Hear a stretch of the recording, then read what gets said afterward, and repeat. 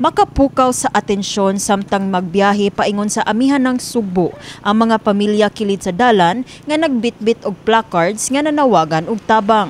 Gikan sa bata hangtod sa hamtong, labing gihangyo nila sa mga nagkonvoy nga sakyanan nga sila matagaan og tubig ug pagkaon. Kasagaran kanila naakilid sa daan sa mga katubhan, kalibunan o dunay lapad nga hawan tungod sa kahadlok sa padayong nasinati nga aftershock. Mao kini ang itsura karon sa Archdiocesan Shrine of Santa Rosa de Lima, usa sa mga labing inilang historical site sa lungsod sa Daan Bantayan nga gitukod pa niadtong tuig 1886 nga naguba tungod sa kusog nga linog niadtong Martes, September 30. Makita ninyo nga nahugno na ang fasad sa maong simbahan o gibarikadahan aron malikayan ang posibleng disgrasya. Sa pagbiyahe sa MyTV Cebu News Team, naabtan namo ang pipila ka mga residente nga magpunsisok matag higayon nga ana ay maabot nga donor sa ilang lugar. Sa Daan Bantayan, nasugatan namo ang pipila ka mga residente nga nagatang sa plaza aron makadawat gikan sa mga nagconvoy nga mga donors nga nagdala og mga relief packages. Niadtong taknaa, adunay mga grupo gikan sa pribadong sektor nga mihatag og dulan 300 ka mga relief goods alang sa mga biktima.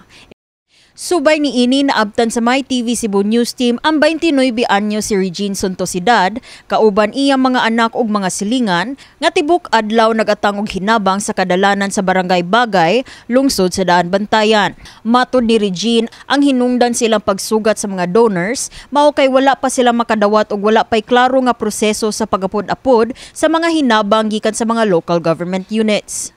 Sa pagkakaroon ma'am, wala pa jud. Wala pa may kadawat sa LGU. Ang gikinahanglan namo karon ma'am, ang kanang pagkaon gud namo, tubig.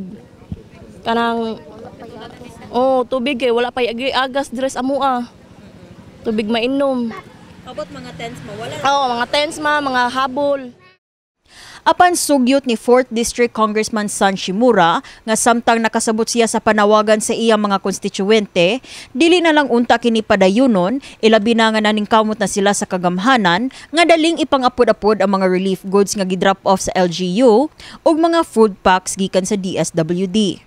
Kung di lang may gustong suds balay, kaya si pag-uyog, ng liki, na gamay, but it's bad when they put out kaning mga placards, leaflets nga, they want food, they want water, when in fact we have all the water and the food that we need all here. Of course, we have to follow protocols nga, papirmahon pa. So I told RD kaganina when I spoke to her, to RD, let's just get hold ato lang sang i-bend gamay na ato lang sang i-take away that requirements, and we can do the signing afterwards. Mipadayag sab ang mayor sa Medellin, Edwin Salimbangon, nga siya sab supak sa maong panawagan kilid sa dalan. Ako wala gyud mahimot kay murag dili maayo tan-awon sa atong mga mata sa kaigsunan to nga ang mga tao naa diha sa kalsada. Kami naningkamot gyud may mga municipal officials nga amo yung matagaan sila sa ilang mga kinahanglanon. Gani nagkanayon si Salimbangon nga nagpadayon gihapon sila og dawat og mga hinabang, ilabi na nga anaa sa kapin 19,000 ka pamilya ang dapat iasikaso.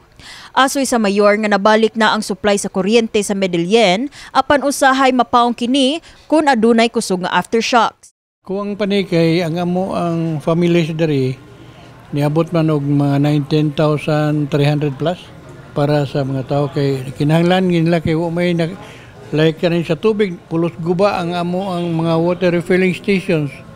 Ang mga tindahan wala mga bli, 7-Eleven sarado. Mo na wagi mapalit ang mga tao. Sa ikatulong adlaw sa pagbiyahe sa MyTV Cebu News Team sa Amihanan Oktubre 3, mas daghan pamig na bisita nga mga nagubang establishmento tungod sa linog. Usa niini ang karaang simbahan dapit sa plaza sa Barangay Poblasyon, lungsod sa Daan Bantayan. Taliwa sa pipila ka gilusad nga mga donation drive sa pampublikong ug pribadong sektor alang sa mga nabiktima sa linog, pipila gihapon ka mga lungsod sa amihan ng bahin sa Sugbo ang nanginahanglan og hinabang.